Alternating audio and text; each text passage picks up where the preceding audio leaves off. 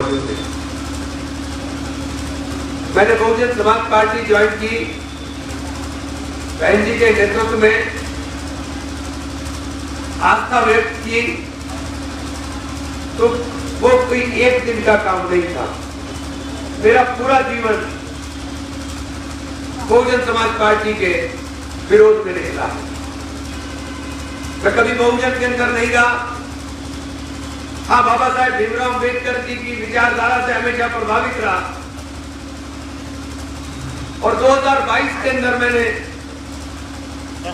कांग्रेस में मैं national secretary था और बहुत संगठन के अंदर काम कर रहा था। लेकिन उत्तर प्रदेश के अंदर एक हालात जो पिछले सरकार के अंदर पैदा हुए, एक जुनून था कि उत्तर प्रदेश के अंदर हमें नई सरकार बनानी है और इस सरकार को हटाना है।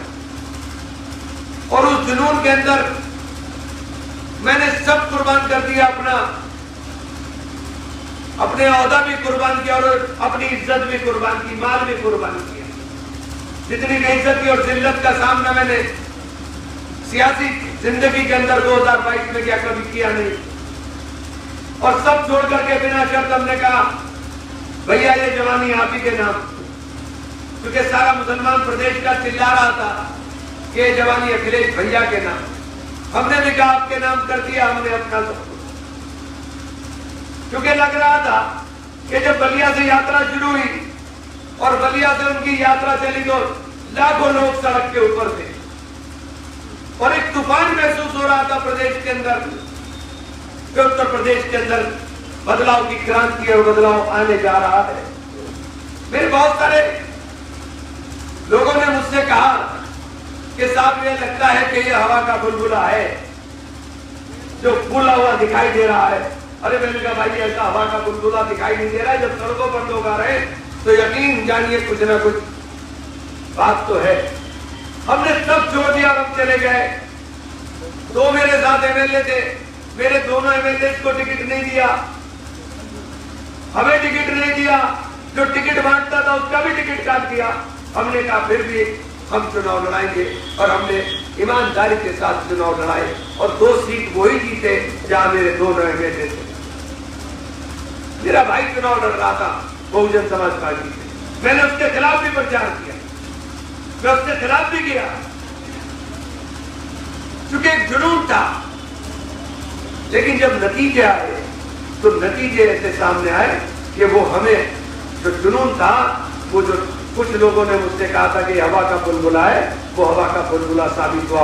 और बहुत बारीकी के साथ जब नतीजों को देखने का काम किया तो नतीजों ने बताया कि समाजवादी पार्टी वहां जीती जहां हम थे और जहां समाजवादी को होना चाहिए वो तमाम जगह समाजवादी हार गई। और जो समाजवादी के लाखों लोगों का सैलाब सड़कों के ऊपर चलने का काम कर रहा था, उस तमाम सड़कों के ऊपर लगी हुई सीटों पर समाजवादी पार्टी पूरी तरीके से हार गई। जो सड़क पर लोग दिखाई दे रहे थे वो भाजपा के लोग थे, जो माहौल बनाने का काम कर रहे थे, जो बहन जी को कमजोर करने का और कमजोर दिखाने का काम कर रहे थे, जो मीडिया जो बहन जी को बता रही थी कि बहन जी को भारतीय जनता पार्टी राष्ट्रपति बनाने जा रही है। और एक माहौल बनाने का कोशिश की गई कि बहन जी दौड़ के अंदर नहीं है और बहन जी सरकार बनाने में सक्षम नहीं है और लोग उस भ्रम का शिकार हुए। और उत्तर प्रदेश के अंदर साथियों सबसे ज्यादा नुकसान अगर किसी का हुआ तो लोकतंत्र के अंदर सबसे ज्यादा नुकसान इन दबे हुए, पिछड़े कुचले हुए और तिरस्कृत लोगों का हुआ। जो हम लोग थे, जो आप लोग थे, उन लोगों का नुकसान हुआ और सरकार सिर्फ भारतीय जनता पार्टी की बन गई। 112 सीटों के ऊपर समाजवादी पार्टी की थी। इतना वोट जितना आपने समाजवादी पार्टी को डाला, अगर इतना वोट बहुजन को डाला होता तो 270 सीटें जीत करके 2/3 बहुमत से बहन की सरकार बना रही होती। और आज हम लोगों को इस तरह से उत्पीड़न का शिकार न किया जाता। हमारे घर की चलती हुई हंडिया को भी चेक किया जाएगा, घर में रखे हुए फ्रिज को भी चेक किया जाएगा और फिर कहते हैं कि हम उत्पीड़न नहीं कर रहे। तमाम तर कोई कहीं का भी रहने वाला हो आकर को उठा करके ले जाएंगे, 50 को उठाएंगे, 4-5 को जेल भेजेंगे, 45 को छोड़ देंगे। और छोड़ने में क्या खेल चलेगा पूरे प्रदेश के अंदर, पूरे प्रदेश के अंदर वो सारी दुनिया जानती है, मैं भी जानता हूँ, आप भी जानते हैं। और कहते हैं कि हमने उत्पीड़न नहीं किया। और कैसे उत्पीड़न करेंगे? इसी उत्पीड़न के खिलाफ हम लोग खड़े हुए थे कि हम लोग जाकर के समाजवादी पार्टी का झंडा थाम के हम उत्तर प्रदेश में सरकार बनाएंगे। लेकिन समाजवादी पार्टी का झंडा उन तमाम दिक्कतों के बावजूद हमने थामे रखा। हमें स्टेज पर नहीं चढ़ने दिया गया और गाड़ी और टोपी देख करके स्टेज से समाजवादी पार्टी के लोगों को उतारा गया। लेकिन मुसलमान ने उफ नहीं की, ये जिल्लत और ये बदतमीजी भी बर्दाश्त की। और ये जिल्लत और बदतमीजी बर्दाश्त करने के बावजूद एक तरफा वोट दिया, लेकिन वोट देने का नतीजा 0 आया, 0 आया। आज के इस दौर के अंदर केवल दलित ऐसा वर्ग है जो आरएसएस की जबान नहीं सुनना चाहता, आरएसएस की जबान नहीं बोलना चाहता और आरएसएस को पसंद नहीं करता। देश में अगर राजनीति को परिवर्तन करना है तो दलित के साथ हाथ मिलाना, मुसलमानों तुम्हारी मजबूरी है कि खड़े हो जाओ दलित के साथ, इसके अलावा कोई दूसरा रास्ता नहीं है। अगर दूसरा लोग आपको गले से लगाते तो ये नतीजे ना आते जो उत्तर प्रदेश के अंदर आए। सबसे ज्यादा तो झगड़े यादव समाज के यादव के बताए जाते, लेकिन यादव बहुत सीटें, तमाम तर सीटें आप हारने का काम करे। अखिलेश जी ने अपनी सीट छोड़ी लोकसभा की, वो सीट भी नहीं बचा सके, अपने भाई को वहां भी चुनाव नहीं जिता सके। इसका मतलब साफ है, इसका मतलब साफ है कि भारतीय जनता पार्टी और आरएसएस की जबान तमाम लोगों के अंदर बोली जा रही है। केवल दलित समाज है जो भारतीय जनता पार्टी और आरएसएस की जबान नहीं सुनना चाहता। और जिस दिन दलित समाज के साथ खड़े होकर के तुमने दिखा दिया, उस दिन तमाम अगड़े और पिछड़े साथ चलने का काम करेंगे और उत्तर प्रदेश के अंदर उस क्रांति की शुरुआत करेंगे जो देश के अंदर साथ मैसेज देने का काम करेगी। और आदरणीय हमारी नेता बहन कुमारी मायावती जी के हाथ मजबूत होंगे और निश्चित रूप से अगर उनके हाथ मजबूत होंगे तो कृष्ण जी जो अभी बता रहे थे बहुत बारीकी के साथ अगर समझने की कुव्वत होती तो समझते। लेकिन दिक्कत यह है कि हमारे कौम जो है जज्बाती नारों के अंदर यकीन करती है। आपको मुल्ला कह करके किसी हिंदू भाई को बड़ा मजा आता है, हमें उसके मुल्ला होने की जरूरत नहीं है, हमें उसकी जात और बिरादरी के अंदर ही यकीन करना पड़ेगा। वो चाहे वो किसी जाति का हो, किसी बिरादरी का हो, वो अपने धर्म को मजबूती से माने, लेकिन प्रेम का नारा, प्रेम की बात हमारे साथ करे। हमें ऐसा हिंदू भाई चाहिए, हमें ऐसा दलित भाई चाहिए। हमें अपने नाम को लगा करके, अपने नाम क्या के हमारा लक़ब लगा करने वाला नहीं चाहिए, क्योंकि जो आपके नाम का लक़ब लगा करके आपके बीच में आएगा वो बहरूपिया होगा और वो बहरूपिया कभी आपकी मदद नहीं कर सकता। तो बहन हमारी बात हमारे माननीय सांसद जी ने कही बीटीसी टीचर्स की, क्या आपको समझ में नहीं आया? आपको समझ में नहीं आई ये बात कि क्यों नहीं हम लोगों को रोजगार के साथ जोड़ने की बात और जोड़ने की पहल 2012 की सरकार के अंदर की गई? क्यों 2012 की सरकार के अंदर पीसीएस के एग्जाम के अंदर, पीसीएस जेट एग्जाम के अंदर उर्दू की अनिवार्यता को खत्म किया गया? वो जो उर्दू टेस्ट के नंबर आते थे वो खत्म कर दिए गए। वो कारण ये था कि जुडिशरी के अंदर आपके बच्चे ज्यादा आ रहे थे, तो ये किसी दूसरे ने नहीं किया, ये उस आरएसएस ने किया, ये उस आरएसएस ने किया। तो 2013 के अंदर उत्तर प्रदेश के अंदर सत्ता नसीब की। कौन सी पार्टी सत्ता नसीब की? कौन सत्ता चला रहा था उत्तर प्रदेश की? जब गोलियां चल रही थी तुम्हारे पड़ोस के जनपद के अंदर, जब दंगा हो रहा था तुम्हारे पड़ोस के जनपद में, कौन सरकार चला रहा था? कभी अपने दिल में झांक करके देखोगे तो समझ में आएगा। हमें भी समझ में बहुत देर में आया। हम समझाने के लिए निकले कि मायूसी कुफ्र है, मायूसी मत इख्तियार करो। मैं भी गांधी से भी कह रहा था कि उठो, हौसला करो, हिम्मत करो, खड़े हो जाओ, एक झंडा लेकर के और मुहिम लेकर के कि हमें परिवर्तन लाना है, बदलाव लाना। 2013 के सारे मुल्जिम जिनको जेलों में होना चाहिए था, लेकिन लिखा पढ़ी इतनी कमजोर की गई पुलिस की कि सारे मुल्जिम बरी हो गए। साथियों, कातिलों को बाइज्जत रिहा कर दिया गया। सरकार किसकी थी वहां? कौन सरकार चला रहा था? दंगा हो गया, समझ में आ गया। दंगा तुमने कंट्रोल नहीं किया, तुम्हारा फेलियर समझ में आ गया। लेकिन कलम गलत चल गई, ये कैसे समझ में आएगा? ये समझ में आया कि तुम्हारे अंदर कहीं ना कहीं जो इल्जाम लगाते हो कि तुम बहन जी के ऊपर, ये जो तुम्हारे अंदर है कहीं ना कहीं तुम्हारे अंदर घुसा हुआ। बलियाना के दंगों की फाइट, क्या वजह है कि बलियाना दंगों की फाइट 2 बार सरकार बनी और दोनों बार वो फाइट झूठ झांकती रही। लेकिन जब बहन जी की सरकार बनी, भले ही वो बीजेपी के साथ बनी थी, लेकिन उठाओ, रिकॉर्ड उठाओ कि उसी सरकार ने श्री कृष्ण आयोग की रिपोर्ट को सदन के पटल पर रखा और मरियाना के दंगे के दोषियों को सजा दिलाने का काम किया। ये है बहन जी ने कभी किसी के एजेंडे के ऊपर चलने का काम नहीं किया। बहन जी ने अपने एजेंडे के ऊपर सबको चलाने का काम किया। बहन जी ने अपने एजेंडे पर चलाने का काम किया। बहन जी का एक ही एजेंडा है कि सर्वजन हिताय सर्वजन सुखाय, और उसी एजेंडे के ऊपर बहन जी चलती है। मैं बहन जी के साथ कभी मिला नहीं, कभी राजनीति नहीं की, लेकिन पहली मुलाकात के अंदर उनका कायल हो गया।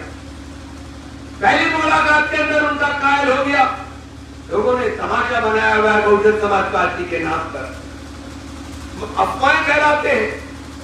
अब दिक्कत क्या है कि बहुजन का आधार बेचारा इतने गरीब और दबा हुआ वर्ग है कि उसको बेचारे को ना तो अफवाह फैलाना आता, ना साजिश करना आता, उसे कुछ आता नहीं। वो सीधा सच्चा वर्ग है। अब वो अफवाहों के और साजिशों के दौर को खत्म करने के लिए हमें और आपको सबको इकट्ठा होकर के लड़ाई लड़नी पड़ेगी। इस क्रांति को लाने के लिए हमें हर तरह के अपने हथकंडे अपनाने पड़ेंगे। हथकंडे कोई ऐसे हथकंडे नहीं, हथकंडे ऐसे जैसे हाथों के अंदर लिए खड़े हो। आजकल ये सबसे बड़ा हथियार है ये मोबाइल फोन। ये मोबाइल फोन सबसे बड़ा हथियार है। सोशल मीडिया को हथियार बनाना पड़ेगा अपनी बात को कहने के लिए, अपनी बात को दूर दूर पहुंचाने के लिए। मैं परसों रात देवबंद गया, जल्दी कलियर भी जाऊंगा, उसके बाद बरेली में रखेंगे।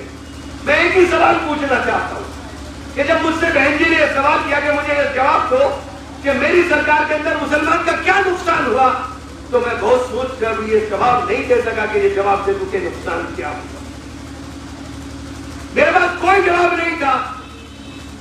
2009 के अंदर जब बाबरी मस्जिद का फैसला आया तो सारे, और 2009 याद करके देखिए, दंगे फैसला आने के बावजूद कहीं पत्ता नहीं हिला, क्योंकि बहन जी का इकबाल बुलंद था और बहन जी ने अनट्रेंड सिपाहियों को डंडा लेकर के सड़क पर 2.5 लाख, उन्होंने मुझे बताया कि 2.5 लाख डंडा उन्होंने इतना बुलंद था कि अधिकारियों ने कहा कि किसी सूरत में अब दंगा नहीं होने देंगे, और दंगा नहीं हुआ साथ। ये बहन जी और मुख्यमंत्री रहते हुए बहन जी अपने घर से गिरफ्तार करा दे, ये काम बहन जी कर सकती है, कोई दूसरा नेता नहीं कर सकता। और जिस पार्टी को हमने वोट दिया, पार्टी के लिए हमने अपने आप को कुर्बान कर दिया, उसने चाट चाट के हमारे तमाम दर नेताओं को, चाहे मैं हूं और मेरे जैसी फहरिस्त उठा लीजिए जिसके मुंह में जबान है अपनी कौम का हक मांगने के लिए, उन तमाम को क्रश कर दिया। पड़ोस में आजम खां का हर्ष देख लीजिए, आजम खां का हर्ष किसने किया। अपनी पार्टी के नेताओं को तुमने तबाह और बर्बाद कर दिया।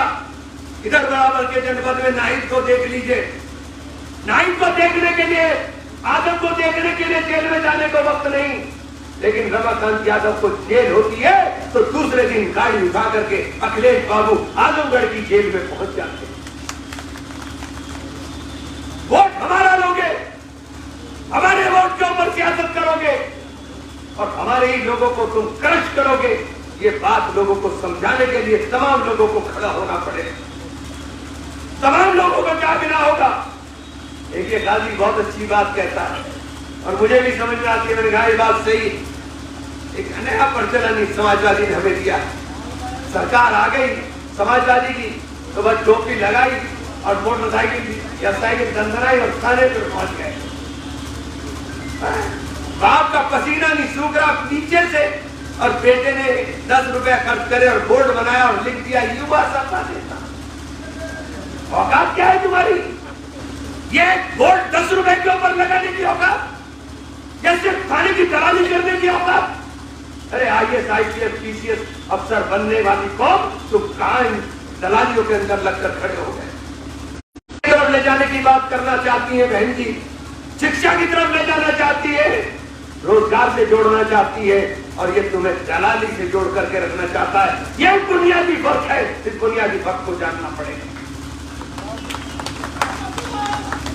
हमारे जैसे आदमी को जलील इसलिए किया गया, हमारे जैसे आदमी को जलील इसलिए किया गया और दूर इसलिए रखा गया कि अगर इनकी सरकार बनती तो इन्हें अपने मुकाबले बोलने वाला मिलता, एक बोलने वाला मिलता जो ये पूछ सकता था कि जब ये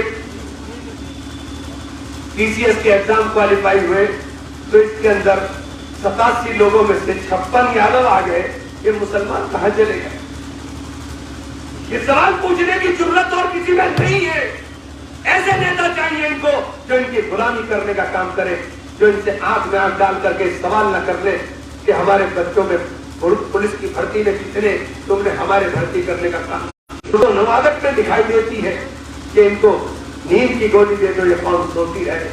अरे बाबा साहेब भीमराव अम्बेडकर ने जब आरक्षण की बात आई तो उन्होंने कहा मुझे तो आरक्षण पुलिस के अंदर भी चाहिए कि जो मेरी कौम को जो दबी हुई कुचली हुई कौम है उस कौम को अगर इंसाफ देने का नंबर आए तो थाने और कचहरी के चक्कर लगाने के बजाय सड़क पर खड़ा हुआ सिपाही एक डंडा दे करके वही इंसाफ देने की बात सोच सके।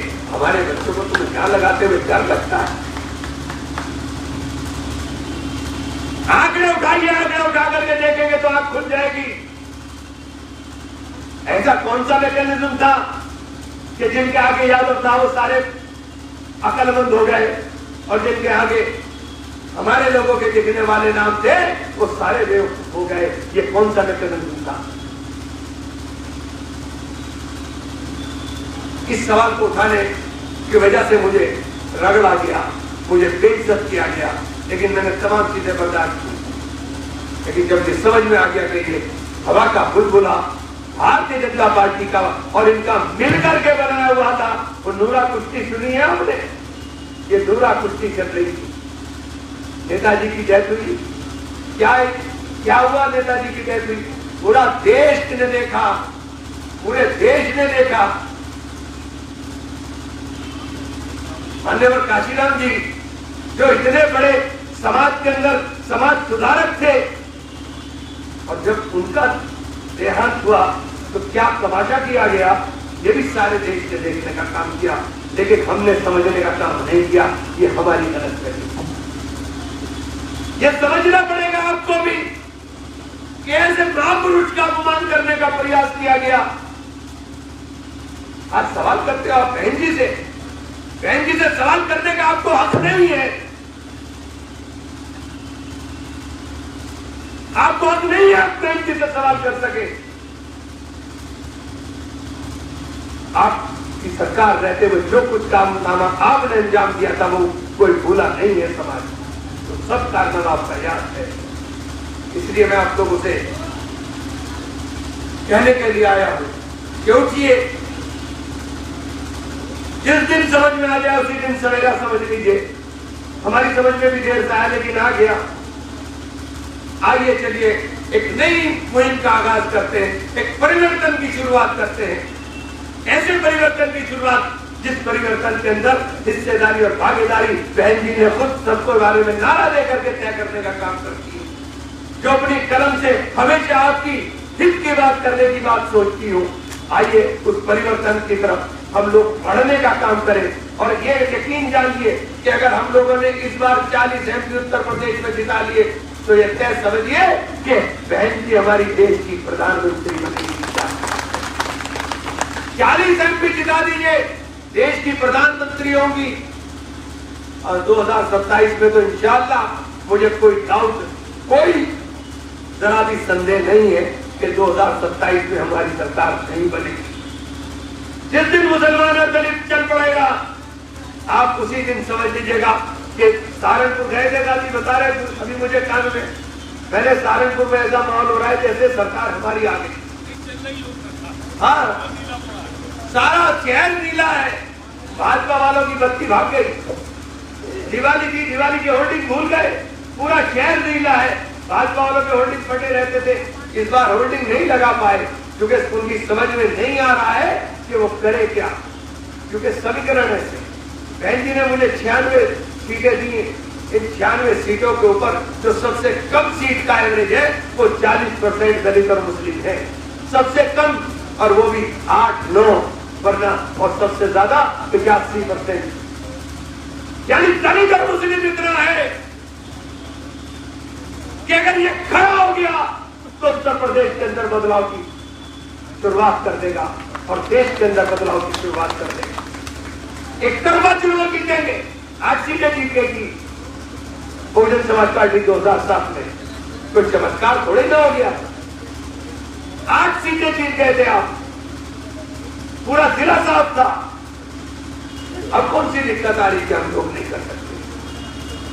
इसलिए आइए हम सब लोग मिल करके खड़े हो जाएं और बहन जी के हाथ को मजबूत करने के लिए हम लोग अहद लें और जल्दी मैं इंशाअल्लाह दोबारा आऊंगा। और मैं चाहूंगा कि जो दानिश्वर लोगों की, राजी साहब दानिश्वर लोगों की, उलेमाओं की इस तरह की मीटिंग कराइए, ऐसे लोगों की जिनका सियासत से, जो लोग बहुत आसानी के साथ कहते हैं हमारा सियासत से कोई वास्ता नहीं। अरे सियासत से वास्ता नहीं कि लट बजते पर रोते क्यों हो यार? अरे सियासत से वास्ता रखोगे तभी तो ताकत में आएंगे। हम ताकत में होंगे तो तुम्हारी हिफाजत कर पाएंगे। हमारे पास ताकत ही नहीं होगी तो फिर करेंगे क्या? बीजेपी ने तो हमें धूप में से मक्खी की तरह बाहर कर दिया। 20% आबादी होने के बावजूद उत्तर प्रदेश में न हम किसी को जिताने के न हम किसी को हराने के। और जो कौम न जिताने में रहे न हराने में रहे लोकतंत्र में, उसका फिर भला नहीं होता है, याद रखिएगा। हमें या तो किसी को जिताने के लिए, और जिसे जिताना चाहे उसे जिताने का प्रण ले, और जिसे हराना चाहे उसे हराने का प्रण ले। और आज स्थिति हो गई कि हम बीच में लटक गए पेंडुलम की तरह, क्योंकि हमारा निर्णय गलत है। जिसके साथ हम चल रहे हैं उसकी दुकान में सामान नहीं, और जिसकी दुकान में सामान नहीं वहां हम जाना नहीं चाहते। अरे जाना तो वही पड़ेगा। बिना लोकतंत्र के अंदर बिना तादाद के लड़ोगे कैसे? लड़ोगे कैसे? जब 36-38% वोट एक तरफा खड़ा हो जाएगा तो फिर 18% वोट लाना कोई मुश्किल काम नहीं है साथियों। फिर सबका वोट आ जाएगा, अगलों का भी आएगा और पिछड़ों का भी आएगा। लेकिन आधार तो तुम्हें बनना पड़ेगा, बुनियाद तो तुम्हें बनना पड़ेगा। जब तुम बुनियाद बनोगे तभी ये इमारत तामीर होने का काम होगा। ये तय करना पड़ेगा आपको साथ। मैं एक मकसद के साथ बहुजन समाज पार्टी में आया हूं। मेरा मकसद इस समाज के अंदर बदलाव लाने का है। मेरा मकसद अपनी कौम को जगाने का है। मेरा मकसद अपनी कौम को दलदल से निकालने का है, जिस दलदल में फंस करके पिछले 10 साल से हम लोग सिर्फ पिटने का काम कर रहे हैं साथी। इसलिए आप सब लोगों से आह्वान करना चाहता हूं, आप सब लोग खड़े हो जाइए और ये संदेश जहां हो सके वहां पहुंचाइए। और बहुत जल्दी इंशाअल्लाह दोबारा आपके बीच में हाजिर होऊंगा। आप लोगों का बेहद मशकूर हूं। बहुत बहुत शुक्रिया साथियों, बहुत बहुत शुक्रिया साथियों। जय हिंद।